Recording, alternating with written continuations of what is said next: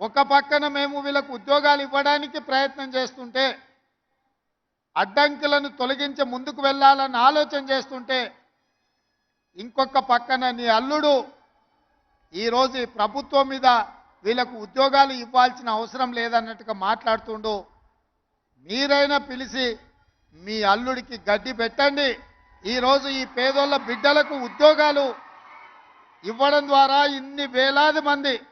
వెనకాల వాళ్ళ కుటుంబ సభ్యులు, వాళ్ళ అన్నలు, వాళ్ళ అక్కలు, వాళ్ళ తల్లిదండ్రులు వచ్చి ఈ సంతోషంలో భాగస్వాములై మా బిడ్డలకు ఉద్యోగాలు వచ్చినాయని ఈ సంతోష కార్యక్రమంలో పాలు పంచుకుంటుంటే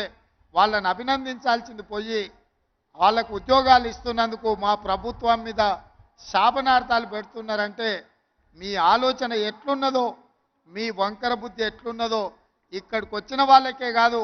ఈ రాష్ట్రంలో ఉన్న లక్షలాది మంది నిరుద్యోగ యువకులు ఆలోచన చేసే సందర్భం.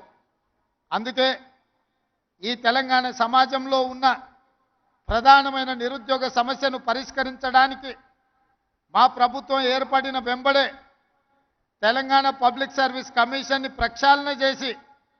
అక్కడ నూతనంగా ఖాళీలు ఉన్న దాదాపుగా 2 లక్షల ఉద్యోగ నియామకాలు చేపట్టాలన్న ఆలోచనతోటి మా మంత్రివర్గ సహచరులతోని యూపీఎస్సీ అక్కడికి వెళ్ళి ఆ చైర్మన్ను, అక్కడ విధి విధానాలను, అక్కడ నిర్వహణ విధానాన్ని పరిశీలించి ఈరోజు మా ప్రభుత్వం